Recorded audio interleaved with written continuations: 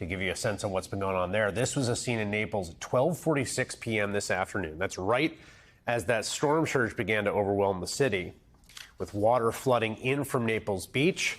This is how it looked just a few hours later. That's around 3 p.m.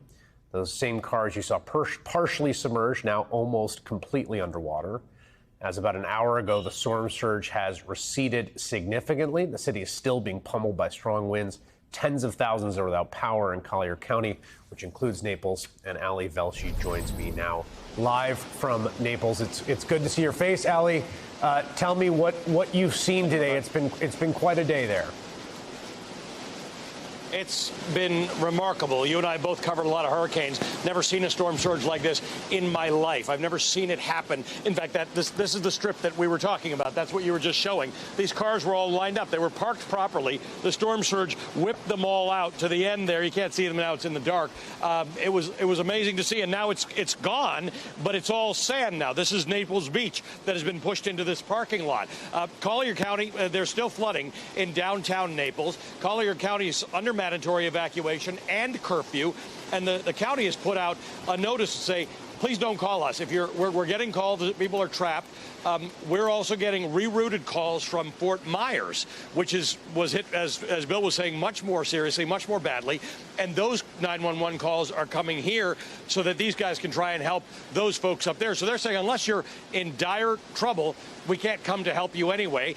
The wind is still whipping up. I'm in a sort of a secluded area here, so you can't really sense it, but there's still a lot of wind here. Too much wind for rescuers to get out there. Certainly too much wind for those 42,000 electrical workers to get out here and start fixing the power lines. We have reports that 1.8 million people are already without power. And as Bill said, this storm is above Orlando now, a highly populated area. It's going up to Jacksonville. It's going through the St. Johns River, which always floods and puts people out of power. Then it might make a turn and come back as a Category 1. This is a remarkable storm, Chris. It has done a great deal of damage. Probably the worst is over, but for some people, they haven't even had a taste of it. There are some people in Florida who haven't had their first drop of rain yet, and it's going to take out their power, it's going to take out their trees. So this is a very, very serious storm, Chris. The vehicle over your shoulder there, which looks like an RV of some sort or a van, was presumably parked there, lifted and thrown over. Tremendous amounts of damage just from cars. Are the homes in a similar sort of situation? What is your sense of that, assessing that damage?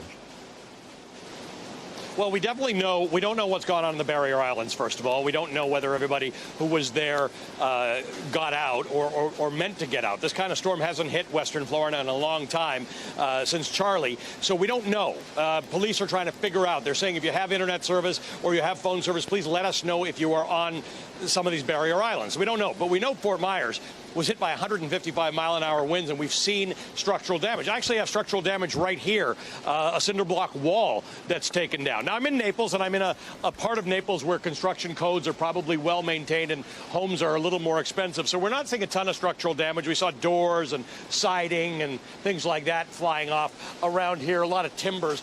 But there's got to have been structural damage from that kind of wind, 155 miles an hour. Here in Naples, it was 112 miles an hour as a gust. It wasn't sustained winds, and we have this kind of damage. So we don't know until morning, until rescuers can get out, until they can evaluate what's going on. They can't do that until the streets are clear. That's why they've asked people not to drive around. But police have made it very clear they don't have a good handle on what's going on in the state, and they won't until at the very earliest tomorrow in the southwestern parts of the state. The central part of the state might take another day because that storm's still on top of them. Can you believe that? It's inland, and it's a Category 3, yes. 125-mile-per-hour storm. This is remarkable. Yeah, it's extremely powerful storm and enormous in its footprint, which you can see from that satellite image. One more question for you, Ali. Just, the evacuation can always be difficult for people. A lot of times it's folks with either disabilities or elderly or people with pets or people who don't necessarily have disposable cash on hand and are worried about all that. In terms of your sense of the evacuation, how many people were evacuated, if you saw remnants of people around, just give us a sense of what you saw. I didn't see what I often see because I drove for many hours to get here. Yep. And normally when I see it, I see traffic going the other way, and I see that. Now, look, Florida is a big place, so that people could have been going east to Miami. I didn't see that sort of thing. I only saw convoys of those electrical cherry picker trucks coming in. I will say a lot of places in Florida have this building code which causes you to have a carport underneath your house, like all those places across the road from me. If you were there, you were generally okay, and maybe you didn't leave because you knew it was going to be 8, 9 feet tops of a storm surge. A lot of places don't have that. And if you were on a single-story place, you were in big trouble here. So I don't know. I didn't get a sense of who evacuated. Just a few blocks from here are single-story and double-story homes where I knew people were there. Their cars were there. They actually covered their cars in, those fabric covers in case anything got on it. They didn't imagine that their car would be picked up by the water and floated away. So I get the sense that maybe more people stayed than planned to. But if you had a second story, you'd be okay. It's always the same story, Chris. It's people who are vulnerable, elderly, or impoverished. I mean, times are tough. It's inflation. You're going to fill up an extra tank of gas and stay in a hotel for a storm you're not sure what it means because everybody often thinks these things are hyped.